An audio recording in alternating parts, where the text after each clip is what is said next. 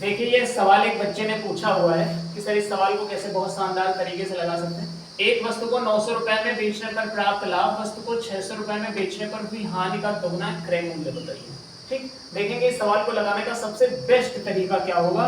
कोई आपको एक्स मानने की जरूरत नहीं, उल्टा सीधा तरीके से लगाएं। देखो कह रहा है 900 रुपए में बेचने पर हुआ लाभ, 600 रुपए में बेचने पर हुई हानि में लाभ हानि का दुगना है, यानी जो लाभ है वो हानि का कितना है, दुगना है।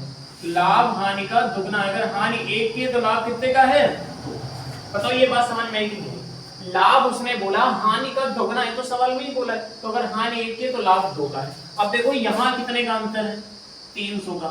900 में 600 घटाओगे 300 का, और यहाँ पर अंतर लेने के लिए दोनों को जोड़ देंगे। क्यों जोड़ेंगे अभी बताएंगे। 2 1 3, 3 बराबर 300 के, तो 1 बराबर कितने के आएगा, 100 के।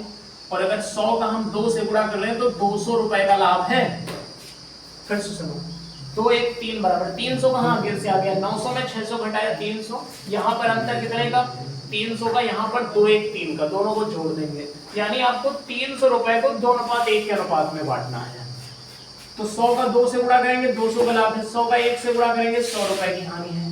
तो या तो 900 रुपए में 200 का लाभ है, 200 घटा दो तो 700 रुपए क्रय मूल्य आ जाएगा, या फिर 600 रुपए में 100 रुपए जोड़ देंगे तो 700 रुपए क्रय मूल्य आएगा। अब आप ये सोच रहे हो इनको जोड़ा क्यों जा रहा है, इनको इसलिए जोड़ा जा रहा है कि लाभ हानि के बीच का अंतर लेने के लिए हमेशा दोनों को जोड़ते हैं। जैसे हम कहें 100 रुपए की वस्तु है, 2 रुपए का लाभ हो रहा है तो 102 की बेची गई होगी ना, और अगर 1 रुपए की हानि हो रही तो 99 रुपए की बेची गई होगी। अगर 1 का घाटा है तो 99 की बेची गई होगी, तो अंतर कितने का आएगा, 3 का ही आएगा। तो ध्यान रखिएगा लाभ हानि के बीच का अंतर लेने के लिए दोनों को जोड़ा जाता है। जैसे 2 का लाभ है 1 की हानि है तो 3 का अंतर कितने का आएगा, 3 का। आप चाहो तो ऐसे समझ सकते हो कि 100 रुपए की वस्तु है, 2 रुपए का लाभ 102 में बेचा, 1 रुपए की हानि 99 का बेचा, तो अंतर कितने का आएगा, 3 का। ठीक है, देखो फिर से समझाते हैं। अब इस सवाल को क्या मान है, 3x 5x इधर 75 क्या जरूरत है करने की, 1 सेकंड में उत्तर आ जाएगा। ठीक है, बोलो। देखो हमने क्या किया था, फिर से बता दें। यहाँ अंतर कितने का, 300 का। यहाँ पर दोनों को जोड़ेंगे कितना आएगा, 2 1 3, 3 बराबर 300 के, 1 बराबर 100 के। 100 का 2 से गुणा करो 200 का लाभ है, और 100 का 1 से गुणा करो तो 100 की हानि है। ये भी पूछ सकता है कितने रुपए का लाभ है, कितने रुपए की हानि है। तो 900 रुपए में बेचने पर 200 का लाभ, ये मारकर हमने 900 का बेचा और कह रहे हैं 200 रुपए कमा लिए, यानी 700 रुपए खरीद रही हो। या फिर 600 रुपए में बेचने पर 100 रुपए की हानि है, तो 600 में 100 रुपए क्या करो, जोड़ दो तो 700 रुपए आ जाएगा। अब एक सवाल ऐसे ही बोल रहे करके दिखाइए जल्दी से। एक वस्तु को 6500 रुपए में बेचने पर प्राप्त लाभ वस्तु को 4500 रुपए में बेचने पर हुई हानि का 4 गुना है। यहां आपको लिखना 4 गुना है, यानी लाभ जो है हानि का 4 गुना है। क्रय मूल्य बताइए, फटाक से बताइए क्या उत्तर होगा। एक वस्तु को 6500 रुपए में बेचने पर प्राप्त लाभ वस्तु को 4500 रुपए में बेचने पर हुई हानि का 4 गुना है। क्या इस सवाल को एक्स मान के लगाया फालतू के तरीके से।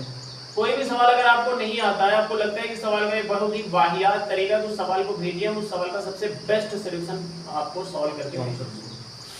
ठीक है, बोलो कितना आया,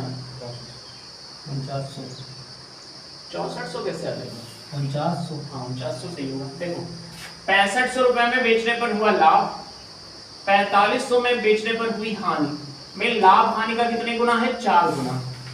कभी कभी यहाँ अनुपात बोल देगा कि लाभ हानि के बीच का अनुपात 3:2 है, तो डायरेक्ट 3:2 लिख दो। यहाँ अगर हानि 1 की है तो लाभ 4 का है। यहाँ पर अंतर देखो कितने का, 2000 का। तो 4 1 5, इन दोनों को जोड़ोगे कितना आएगा, 4 1 5, 5 बराबर 2000 के, 1 बराबर 5 चौको 20, 400 का है ना। 4 1 5 बराबर 2000, 6500 में 4500 घटाएंगे 2000, 5 बराबर 2000 के, 1 बराबर 400 के, 400 का 4 से गुणा करेंगे तो 1600 रुपए का लाभ है, और 400 का 1 से गुणा करेंगे 400 रुपए की हानि।